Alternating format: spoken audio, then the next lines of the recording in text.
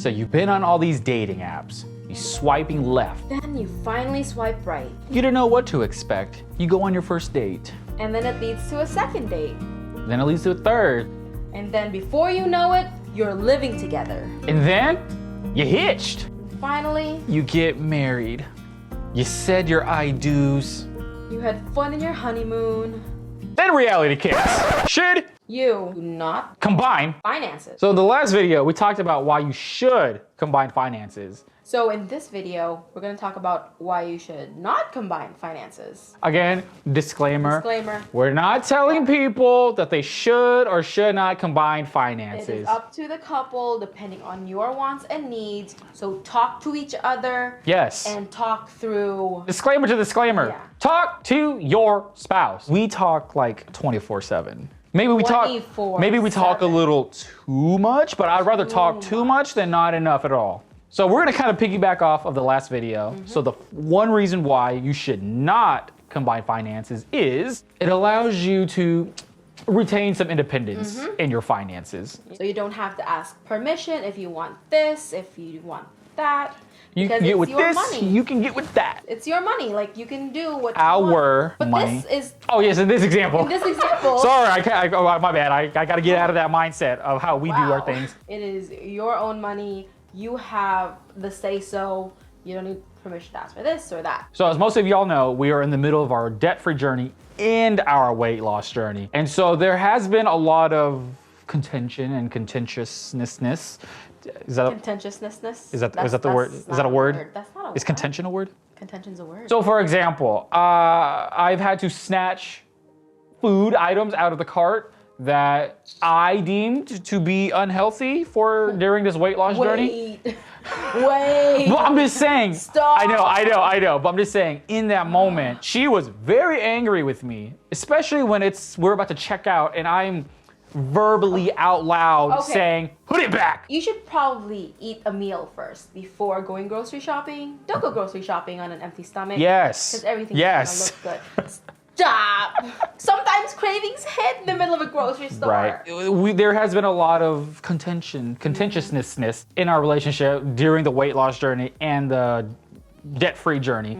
As I said, I've snatched things out of her hands and told her to put it back. She's verbally yelled no to me at the top of her lungs because I didn't want to say go on a certain vacation. There's been a lot of arguments back and forth. That is one reason why, you should not combine finances, is to kind of retain a little bit of independence, kind of avoid any sort of fight. So the second one is you are able to work towards your individual financial goals. I'm part of the FIRE movement, which I am is, not. yes, which means financially independent, retire early. My goal is to retire within 10 to 15 years, even sooner than that. She, however, loves her job. So she's okay being a normie working until she's 65. Me, not so much. So we have wildly different set of goals. But at the same time, it's not just because I don't want to retire early. Like, what am I gonna do when I retire? I need to work. Like, But that's the same about the I guess- movement. Like you actually enjoy your job. Yeah, So I enjoy my job. I, I however, work. don't. Yeah. And a lot of people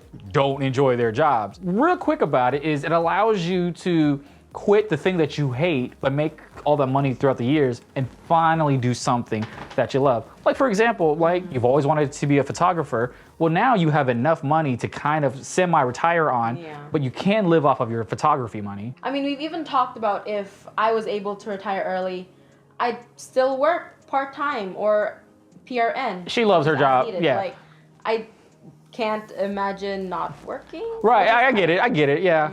As I said, fire's not for everybody. But I'm just saying, like, especially if you have wildly opposite goals like us. Oh, hey Cleo. Yeah, if you have wildly opposite goals like us, maybe not combining finances is a good thing. Like imagine I'm 40 and I'm like, yeah, I'm out, I'm done. But I'm just mooching off of her income and she's still working, retiring. No, sir. No, sir. Let me be a house husband. You can't even clean. The third one, and I hate to say it because, the divorce rate is rather high here in America. The third reason why you should not combine finances is it allows you to have a bit of a fail-safe if just in case if you guys Split ways. break up. Yeah, you get divorced, you know, you split everything down 50-50, but I feel that can still be contentious. Contentiousness. My contentiousness. Kind of reminds me of well, this show I just watched on Netflix, Maid. Maid is about this girl who is a maid and she struggles through life and going through domestic violence and She has a kid. she has a kid. Yeah. The domestic violence piece was a big part of it, and so he essentially controlled her life. Again, no car, no money, no job, no nothing. She had nothing. Yeah. Feel like, especially in unfortunate situation like that, it does allow you to have an easier way out. Like for example, like we have completely joint accounts, everything. I mean, I easily could just, lock you out of all of your money, well, our money, change all the passwords. I could do all these things and you could completely have nothing. But I'm primary on some of the accounts. Yes. But I'm secondary, so I still have access. So I'm just saying, I easily could keep you away from all the money, like easily. But I will have more money for lawyers and bring you down. It's a good thing that we'll never be in a situation like this. Okay, so the next one is you might, or like a partner might feel constrained by all of these new rules going into this marriage or relationship. After I graduated, I worked, I was able to do all of these things and I was independent for such a long time. Miss Independent. And then I met him and then, we got serious, we combined everything. It was hard to think of it as our money. Yeah, you gotta have to change your mindset you too. have to change your mindset. Yeah. It was very, very hard.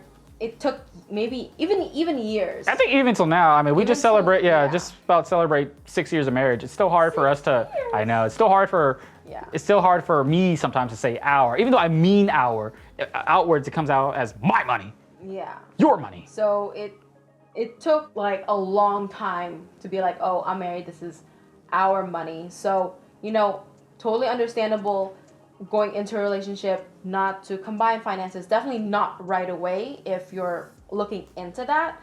But, maybe starting off as separate might be Slightly separate, easier. semi-separate, yeah. Will be like an easier transition. It's different when you go from being someone who's independent to suddenly being in this relationship where you have to talk about everything and like, oh, okay, well, I'm going to go to the mall today or I'm going to... No, you may not go to the mall. I'm kidding.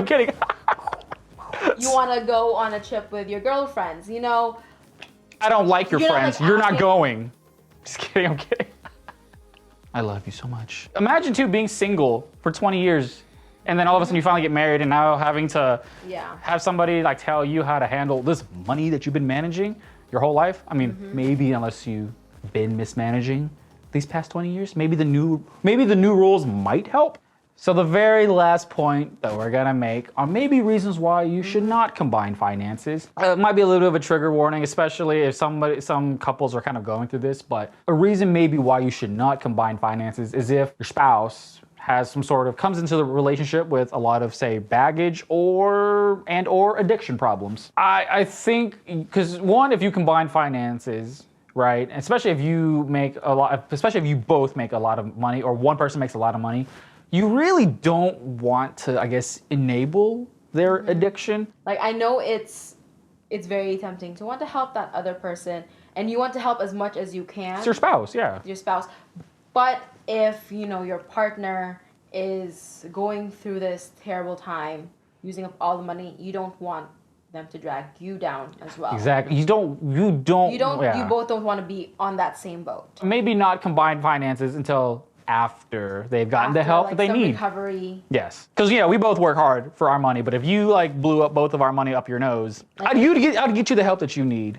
Yeah. But I'm slowly taking the credit card and the debit card and the gift cards all away. But yes, those are the reasons why you should not combine your finances.